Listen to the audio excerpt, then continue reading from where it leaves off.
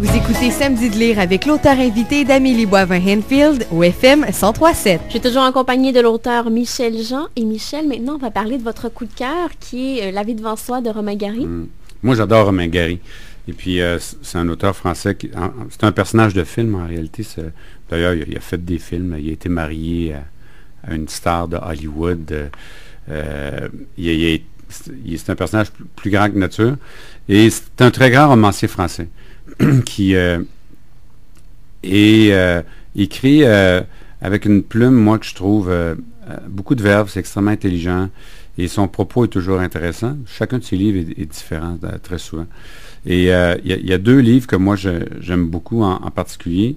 Il y a un qui s'appelle La promesse de l'aube, où il raconte l'histoire de sa mère, etc. Et ça, c'est vraiment extrêmement touchant. Puis l'autre, La vie devant soi, qui est peut-être son plus populaire, là, je dirais. Ils en ont fait un film. Oui, ben, ça a été, il y a une pièce de théâtre aussi qui a été faite à partir de ça. Et ce qui est fascinant pour ce livre-là, c'est que Gary avait gagné avec un livre qui s'appelle Les racines du ciel. On a aussi fait un film à partir de ce livre-là. Avait gagné le prix Goncourt, qui est le plus prestigieux prix littéraire pour un Français. Le prix Goncourt, tu peux le gagner une fois. Mais à un moment donné, il avait gagné le Goncourt, puis il continuait à écrire, puis c'est un style plus classique. Puis là, les gens commençaient à dire, ouais, Romain Gary, il has-been un peu. Il en a perdu, il est plus aussi hot qu'avant, etc. Puis lui, il est très orgueilleux, ça le prenait au cœur. Fait que ça l'a fâché. Fait qu'il a écrit sous un autre nom, Raymond Ajar, Émile Ajar, et il a écrit un livre qui s'appelle, en fait, le premier, je pense, c'était Gros câlin, puis après ça, il a écrit La vie devant soi. Mais c'est écrit d'un style complètement différent. Tu lis le même auteur sous Émile Ajar ou sous Romain Gary, et les livres t'as l'impression que c'est deux personnes différentes, mais c'est le même auteur. Et il a gagné le Goncourt une deuxième fois avec, justement, sous Émile Ajar, mais il ne l'a pas dit, parce qu'évidemment, il y avait un prix littéraire, tout ça. Et d'ailleurs, ça l'a torturé jusqu'à la fin de sa vie, parce qu'il s'est enlevé la vie, éventuellement, il s'est suicidé. Et à sa mort, il a laissé, dans une lettre, il a expliqué qu'il était Émile Ajar, puis ça l'a un peu, semble-t-il, amené un peu vers... c'est ce qui l'a poussé même à se suicider jusqu'à un certain point. Bon. Et donc, c'est quelqu'un qui a une vie très torturée aussi. Là. Et donc, je trouve fascinant, moi, quelqu'un comme ça qui a assez de talent pour gagner un Goncourt, mais en plus, c'est comme si tu joues au hockey, puis tu changes de côté, puis tu es encore premier compteur de la ligne. Tu comprends-tu? Et ça, il est le seul auteur qui a jamais gagné 2 fois le Goncourt. Et dans ce livre-là, La vie devant soi, c'est l'histoire de Momo, qui est un petit garçon orphelin.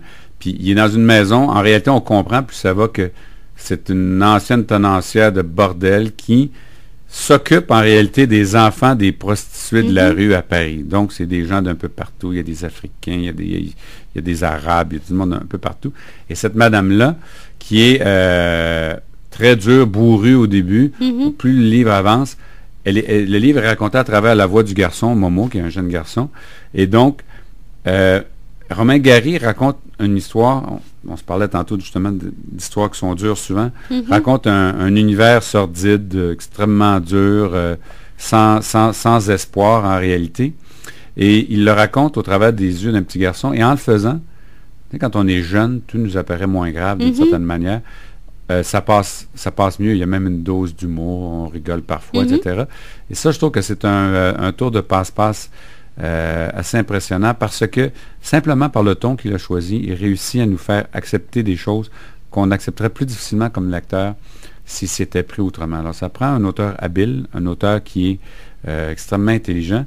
Puis, moi, le secret pour savoir quand un livre est vraiment bon, là, ça m'a fait ça avec La vie devant soi, puis avec La promesse de l'aube. C'est quand tu fermes le livre, là, puis tu as comme une bouffée, là, puis que tu flattes le livre. Moi, je flatte le livre. Quand je me ramasse à flatter un livre, là, c'est parce que le livre est bon. Ça, c'est un livre que j'ai flatté, comme on dit. Et je pense que c'est un classique aussi, là, je veux dire. Il est publié en poche, fait que les gens peuvent le lire, ça coûte pas cher, ça coûte 10 piastres, à peu près, de 13 piastres, 14 $ pour un livre de 300 pages, de 270 pages peut-être. Alors, c'est un auteur intelligent. Puis en même temps, le thème reste actuel, tu sais. On est dans le débat sur les accommodements raisonnables, la charte sur les valeurs québécoises, etc. Au Québec, on se pose ces questions-là. Il pose ces questions-là aussi, là, de la différence, de la culture, des gens d'un peu partout, de l'immigrant, comment on est accepté en société. Tout ça se retrouve dans ce livre-là. Puis c'est des sujets qui restent d'actualité, avec la réflexion d'un grand auteur, là, en réalité. Oh oui, c'est très, très bien écrit. Moi, je n'avais jamais lu. Grâce à vous, j'ai découvert. Mais il faut lire maintenant, la promesse de l'aube. Là, la promesse de l'aube, il parle de sa mère, puis c'est comme sa fille, c'est incroyable. C'est un roman incroyable, ça aussi. Romain Gary, moi, je trouve que c'est un des grands. C'est un des grands. Moi, c'est mon auteur favori. Moi, je n'ai pas tout lu ses livres. Il en a écrit une vingtaine. Là. J'ai peut-être lu 6 ou 7. Là. Mais chaque fois, ses livres sont différents. Chaque fois, sont forts. Il y a un humour. C'est souvent cynique. Puis lui-même a eu une vie tellement extraordinaire. Il a été, je veux dire, sa mère, elle l'a amené de Roumanie. C'est des Juifs. Puis il s'appelait Romain Cachou, je pense, son vrai nom. Okay. Il est donné, puis il s'est donné le nom de Gary parce que c'était mieux. Sa mère, elle a dit, tu vas être un grand homme plus tard, tu vas devenir ambassadeur, etc. Puis il a tout fait. Tu vas être auteur, tu vas être un grand séducteur. Elle disait ça, il répétait ça. Il raconte ça dans La promesse de l'aube. Puis il a tout fait ça dans la vie. Il a été ambassadeur de France, consul de France à Los Angeles. Il était un grand auteur. Il a été un héros de guerre avec le général de Gaulle. Il était dans la Résistance. Il était pilote d'avion dans la Résistance française. Il a eu cette vie-là, qui était une vie de cinéma. Il a été marié avec une beauté, Jane Seberg, qui était une actrice du nouveau cinéma, une vedette des années 60, qui s'est suicidée par la suite. Mais alors, tu sais, c'est comme un personnage plus grand que nature qui a eu cette vie-là, mais qu'en même temps, il avait le talent d'écrire. Tu sais, tu peux avoir toutes sortes de vies, des personnages spectaculaires, mais avoir le talent rare avec une plume en or, il n'y en a pas beaucoup. On n'en rencontre pas des beaucoup comme ça. Et je pense que vous vouliez nous lire un extrait? Ben, écoute, je vais prendre un petit bout qui est à la fin. On est avec Momo et la vieille dame s'appelle Madame Rosa. Et c'est un personnage assez truculent à sa manière à elle, mais ça nous décrit un petit peu le style de personnalité qu'elle a. Je suis pas très bon pour lire des livres, là, mais je vais faire mon meilleur. Alors, c'est Momo qui parle.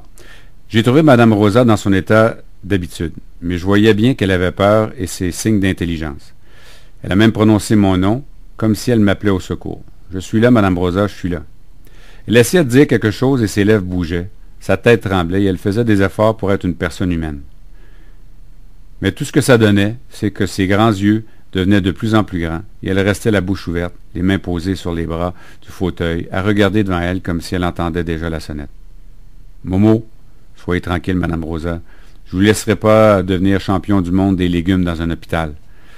Je ne sais pas si je vous ai fait savoir, mais Mme Rosa avait toujours le portrait de M. Hitler sous son lit. Et quand ça allait très mal, elle le sortait, elle le regardait et ça allait tout de suite mieux. J'ai pris le portrait sous son lit et je l'ai placé sous le nez de Mme Rosa. Madame Rosa, regardez qui est là. J'ai dû la secouer et la soupirer un peu. Elle a vu le visage de M. Hitler devant elle. Elle l'a reconnu tout de suite. Elle a même poussé un hurlement. Ça l'a ranimée tout à fait. Elle a essayé de se lever. Dépêchez-vous, Mme Rosa, vite. Il faut partir. C'est un extrait du livre, mais je pense que ça décrit le ton, l'humour. On comprend, elle est juive, Mme Rosa. Alors, elle a une photo d'Hitler pour l'haïr quand ça va mal, pour se motiver. Et le ton de Momo qui est là. Alors, c'est des personnages qui pourraient être caricaturales, mais qui en réalité non, ils sont tout simplement charmants et attachants. C'est un livre qui est un feel-good livre, je dirais. Très d'accord. Tu sors de là, puis tu sens comme une boule de tendresse dans ton cœur en ayant terminé le livre. Et réussir à créer ça chez un individu, ça prend un talent particulier, je pense. Merci beaucoup, Michel. On se reparle dans les prochains instants. Je vais vous présenter plusieurs romans que j'ai lus cette semaine.